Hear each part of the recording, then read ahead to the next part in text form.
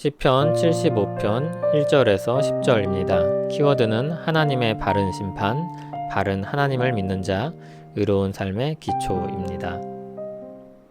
아삽의 시 인도자를 따라 알다셋에 맞춘 노래. 하나님이여, 우리가 주께 감사하고 감사함은 주의 이름이 가까움이라. 사람들이 주의 기이한 일들을 전파하나이다.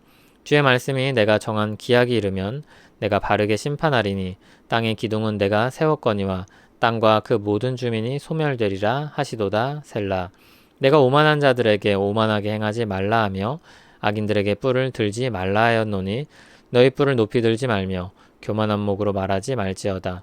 물은 높이는 일이 동쪽에서나 서쪽에서 말미암지 아니하며 남쪽에서도 말미암지 아니하고 오직 재판장이신 하나님이 이를 낮추시고 저를 높이시느니라.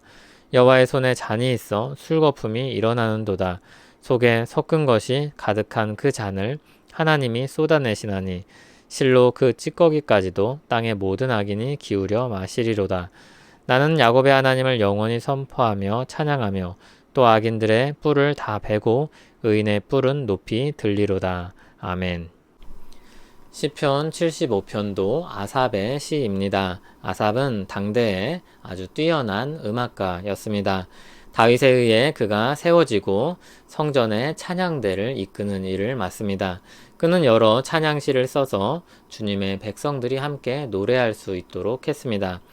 알다스헷은 곡조와 같은 음악 용어로 여겨지는데 정확한 의미는 알 수 없습니다. 1절을 보면 거듭 감사하며 노래가 시작됩니다. 감사함으로 주의 백성들이 주의 일을 전합니다.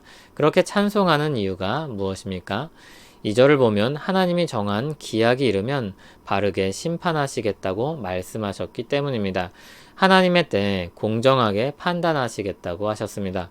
이것이 찬송의 이유입니다. 공정하신 하나님에 대한 믿음으로 부르는 찬송입니다. 3절을 보면 땅의 기둥을 하나님이 세우셨습니다. 다시 말해 세상을 창조하셨습니다. 그런데 그 땅의 주민들이 죄를 범하였습니다. 그 결과 하나님의 공정한 심판으로 소멸될 것입니다. 3절 끝에 셀라가 나오는데 음악 용어로 일종의 쉼표와 같은 역할을 합니다. 4절과 5절은 오만한 자를 향한 경고가 나옵니다. 뿔을 드는 것은 힘과 권세들을 자랑하는 것입니다.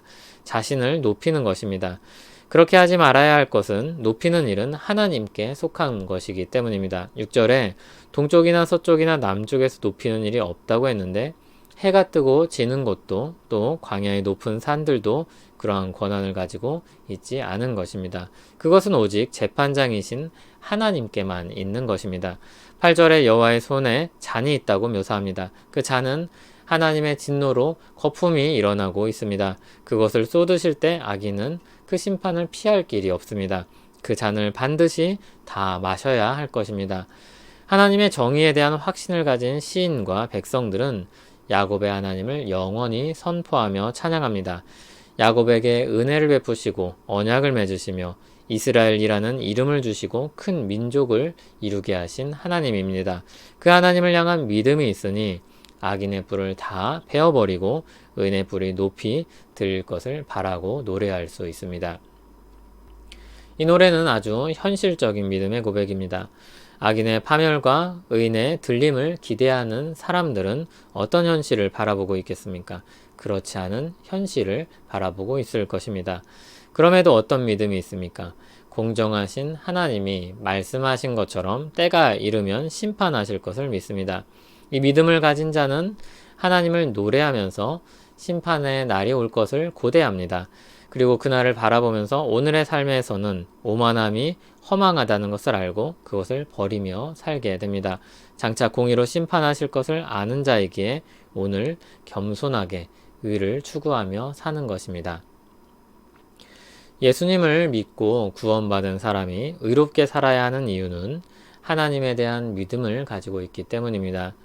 그 하나님께서 공의로우시다는 것을 믿기 때문입니다.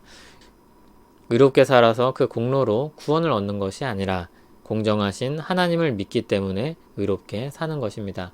구원은 예수 그리스도의 은혜로 얻습니다. 그리고 구원받은 자로서 이 땅에서 살아가야 할 것인데 그 날들을 하나님을 믿는 자로서 살아가는 것입니다. 하나님을 우리 현실로 삼고 살아가는 것입니다. 하나님이 공의로우신 분임을 알고 우리가 은혜로 구원받았음을 안다면 어찌 방종을 일삼을 수 있겠습니까? 하나님을 아는 만큼 우리는 의를 따르는 것이야말로 참된 복임을 알고 더욱 힘써 의를 추구하며 살 것입니다. 위의 것을 바라보며 사는 신자의 삶은 저 높은 곳을 바라보며 뜬구름 잡는 소리를 하는 것이 아닙니다.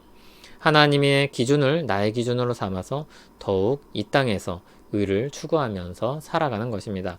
그래서 지극히 현실적이면서도 비현실적입니다. 내일이 아닌 오늘 나의 현실에서 의를 추구하는 것이기 때문에 지극히 현실적입니다.